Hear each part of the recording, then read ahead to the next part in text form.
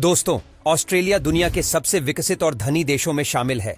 यहाँ के लोग काफी अमीर हैं। यदि आपको ऑस्ट्रेलिया में कोई गरीब आदमी ढूंढना पड़े तो शायद आपकी खोज काफी मुश्किल हो सकती है। परंतु क्या आप जानते हैं कि एक बेहतर जनजीवन होने के बावजूद भी यह देश यानी ऑस्ट्रेलिया दुनिया के सबसे खतरनाक देशों में शुमार किया जाता है। जी नहीं, वहां किसी प्रकार के आतंकवाद आदि की समस्या नहीं है, बल्कि ऑस्ट्रेलिया को खतरनाक बना देते हैं यहाँ के बेहद घातक जीव। यदि आप ऑस्ट्रेलिया देश में घूमना चाहते हैं तो आपको यह जान लेना चाहिए कि इस देश की 50% भूमि इंसानों से विहीन है।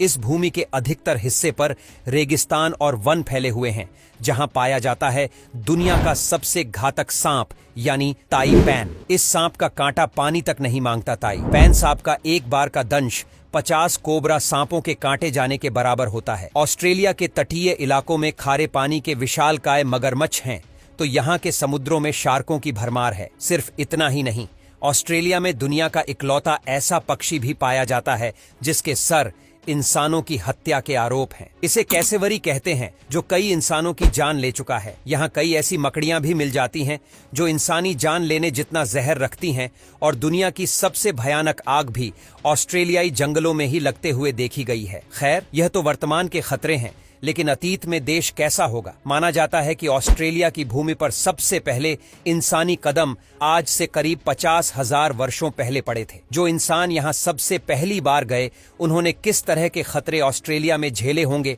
आज की वीडियो इसी बारे में है। तो चलिए वीडियो को आगे बढ़ाते हैं। परंतु यदि आप पहली बार इस चैनल पर आए हैं तो बिना देरी किए चैनल को सब्सक्राइब करना बिल्कुल भी मत भूलिएगा। नंबर 1, क्वीन काना। दोस्तों, क्वीन काना को आप स्थलीय मगरमच्छ भी कह सकते हैं, क्योंकि अन्य मगरमच्छों की भांति क्वीन काना पानी में नहीं पड़ा रहता, बल्कि मगरमच्छ घोड़े की भांति दौड़ लगाने में सक्षम था। क्वीन काना 40,000 वर्षों पहले ऑस्ट्रेलियाई सरजमीन से विलुप्त हुआ है। इसका मतलब है कि जब पहली बार इंसान ऑस्ट्रेलिया पहुंचे तो उनका सामना निश्चित रूप से क्वीन काना नामक मगरमच्छ से हुआ होगा। क्वीन काना के जीवाश्मों से पता चलता है कि इस मगरमच्छ की टांगें लंबी और मजबूत रही होगी, जिनके दम पर ये उछलते हुए कम से कम 30 किलोमीटर प्रति घंटे की रफ्तार से दौड़ लगा लेता होगा। हाल ही में कुछ जीवाश्मों से यह भी पता चला है कि क्वीन काना के पास पंजे नहीं, बल्कि गाय और भैंसों की भांति खुर होते थे, जिस आधार पर कुछ जानकार यह मानते हैं कि इस मगरमच्छ की गति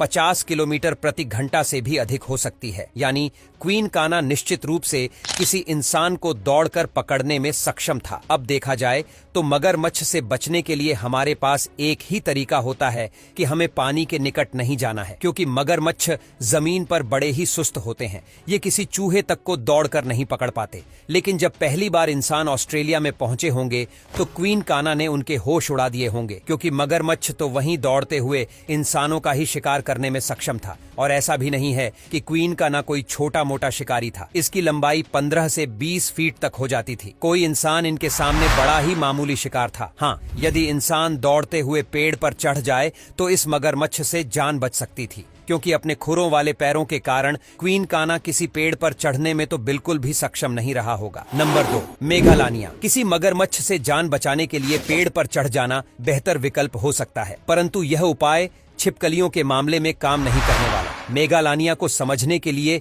आपको इस छिपकली से मिलना चाहिए, जिसे कोमोडो ड्रैगन कहते हैं। आप यूं समझिए कि कोमोडो ड्रैगन मेघालानिया की छोटी बहन है, जबकि इनकी बड़ी बहन यानी मेघालानिया 30 से 35,000 साल पहले ही विलुप्त हो चुकी है। वैज्ञानिक दावे के अनुसार ऑस्ट्रेलिया में पाई जाने वाली मेघालानिया अब तक पृथ्वी पर विचरण करने वाली सबसे विशालकाय छिपकली थी, जो 25 फीट से भी अधिक लंबी हो जाती थी।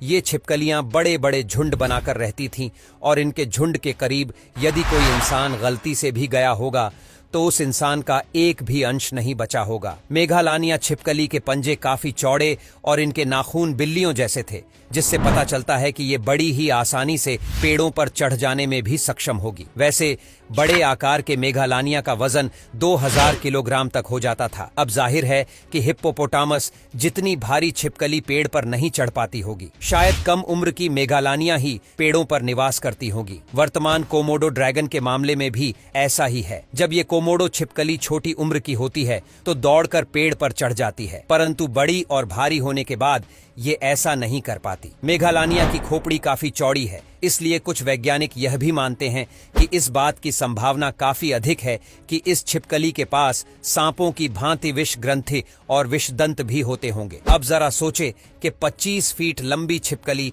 अपने दांतों में जहर लिए यदि हमारे सामने खड़ी है तो भला हम ऐसे स्थान पर क्यों रहना चाहेंगे। ऐसे में उन इंसानों की हिम्मत की दाद देनी चाहिए जिन्होंने सबसे पहले ऑस्ट्रेलिया को अपने निवास स्थान के रूप में चुना था। नंबर 3, डिप्रोटोडोन। दोस्तों, ऑस्ट्रेलिया ऐसे प्राणियों की धरती भी है जिन प्राणियों में मादा स्तनधारी के पास पेट में थैली बनी हुई होती है। ये मादा इस थैली में अपने छोटे शिशुओं को उठाकर चलती है। इन थैली वाले प्राणी को मार्शरूपील प्राणी कहा जाता है। वर्तमान में पृथ्वी का सबसे बड़ा मार्शरूपील कंगारू है, परंतु जब पहली बार इंसानों ने ऑस्ट्रेलिया की भूमि पर अपने कदम रखे होंगे तो उनका सामना हाथी के आकार के मार्शरूपील से भी हुआ होगा, जिसे डिप्रोटोडोन कहा गया है। मिले सबूतों के आधार पर यह कहा जा सकता है कि करीब 45,000 वर्षों पहले डिप्रोटोडोन ऑस्ट्रेलिया से विलुप्त हो चुके थे। हालांकि ये जीव शाकाहारी था, यानी बिना वजह तो इंसानों पर हमला नहीं करता होगा, लेकिन इस जीव के जबड़े को देखकर यह झांत होता है कि डिप्रोटोडोन की काटने की शक्ति 10,000 psi से भी अधिक रही होगी। यानी विशालकाय मसरूपियल सिर्फ घास फूस ही नहीं बल्कि पेड़ों के तनों को भी चबाते हुए खा जाता था। अब इस तरह के भयंकर प्राणी अपने इलाके में किसी की भी दखलंदाजी बर्दाश्त नहीं करते, जैसे कि हिप्पो होते हैं। भले ही हिप्पो शाकाहारी हों, परंतु अपने इलाके में घुस आए किसी भी इंसान को जिंदा चबा सकते हैं। बस डिप्रोटोडोन, उनका व्यवहार भी कुछ इसी प्रकार का रहा होगा। इनके इलाके में घुसपैठ का मतलब सीधे तौर पर मौत से मुलाकात करने के ही समान था। डिप्रोटोडोन के अधिकतर कंकाल पानी के निकट मिलते हैं, जिससे पता चलता है कि इस जीव को भी हिप्पो की भांति कीचड़ में लेटना पसंद था, और ऐसे में पानी खोजने आए इंसानों के लिए डिप्रोटोडोन से निपटना बड़ी ही कड़ी चुनौती रही होगी। Number 4, Thylacoleo. आमतौर पर बिल्ली प्रजाति के बड़े जानवर जैसे शेर और बाघों को सबसे खतरनाक जीव माना जाता है और ऑस्ट्रेलिया में बड़ी बिल्लियां नहीं पाई जाती, परंतु अतीत में यहाँ कुछ ऐसा था जो बिल्लियों से भी अधिक घातक कहा जा सकता है। थाइलाकोलियो एक अन्य मार्सुपियल प्राणी था जिसे मार्सुपियल शेर भी कहा जाता है, क्योंकि इस जीव के पास खूबियां बिल्लियों जैसी ही थी। थाइलाकोलियो वजन और आकार के मामले में एक मादा बाघ जितना हो जाता था, परंतु इसकी खूबियां बाघों से कहीं अधिक थी। इस जीव के पास पंजे नेवलों के ही समान होते थे, यानी ये बड़े ही आसानी और तेजी से पेड़ों पर चढ़ जाते होंगे। साथ ही इनकी खोपड़ी छोटी किंतु जबड़ा बेहद मजबूत था, जिससे पता चलता है कि थाइलाकोलियो के काटने की शक्ति शेर और बाघों की तुलना में अधिक रही होगी। वैसे जीवाश्मों के जानकार थाइलाकोलियो को कई मामलों में बड़ा ही अनोखा जीव मानते हैं। इस जीव की खूबियां देखकर लगता है कि यह खुद के आकार से 10 गुना भारी जीव को भी मार डालता होगा। थाइलाकोलियो के दांत लंबे और आरी के समान धारदार थे। इन दांतों से हमला करते हुए पल भर में ही यह शिकार की गर्दन को दबोचते हुए शिकार की सांस की नली को काट देता था। परंतु थाइलाकोलियो के दांतों की बनावट देखते हुए यह भी कहा जा सकता है कि कुशल शिकारी होने के बावजूद भी यह जीव पेड़ों की पत्तियां, फल और टहनियां आदि खाकर भी अपना गुजारा करने में सक्षम होगा। थाइलाकोलियो का जबड़ा लंबा फैला हुआ था और इसके जबड़ों में छपटे एवं चौड़े दांतों की संख्या काफी अधिक थी। अमूमन ऐसा जबड़ा मजबूत टहनियां खाने वाले जीवों के पास ही होता है। वैसे एक मजबूत जबड़ा होने के कारण थाइलाकोलियो के सर में मस्तिष्क के लिए काफी छोटा स्थान ही बचा था, जिस कारण वैज्ञानिक अंदाजा लगाते हैं कि थाइलाकोलियो काफी कम बुद्धिमान जीव रहा होगा। यह जीव ऑस्ट्रेलिया से करीब 45 से 50,000 वर्षों पहले ही विलुप्त हो गया था। नंबर 5, गेनियोर्नस। हम जानते हैं कि पृथ्वी का सबसे बड़ा पक्षी है शुतुरमुर्ग, लेकिन ऐसा सिर्फ 50,000 सालों से ही है। उससे पहले तक ऑस्ट्रेलिया में शुतुरमुर्ग से कहीं अधिक बड़ा और घातक पक्षी निवास करता था, जिसे गेनियोर्नस नाम दिया गया है। यह पक्षी बड़े ही आराम से 250 किलोग्राम तक भारी हो जाता था। हालांकि कुछ हद तक संभावना इस बात की है कि गेनियोर्नस मांस भक्षण नहीं करते थे,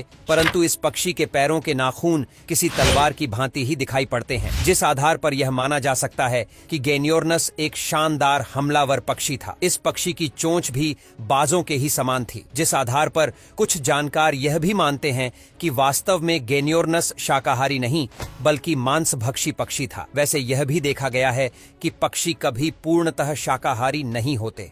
बीज आदि खाने वाले पक्षी भी अक्सर कीड़े मकोड़ों को बड़े ही चाव से खाते हैं। यानी हो सकता है कि गेनियोर्नस भी कभी कभार शिकार पर हाथ आजमा लेता हो।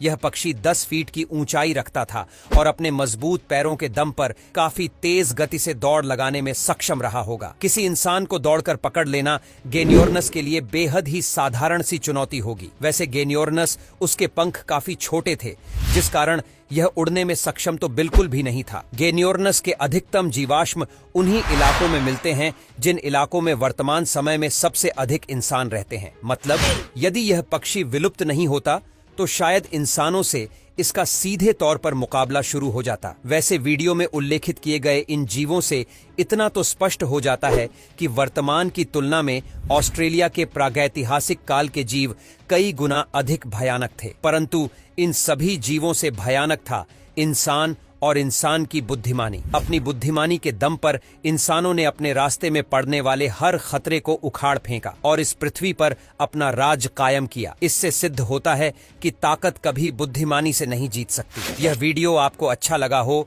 तो वीडियो को लाइक करना ना भूलें। चैनल से जुड़े रहने के लिए चैनल को सब्सक्राइब करना भी बिल्कुल ना भूलें। वीडियो देखने के लिए आपका बहुत बहुत धन्यवाद।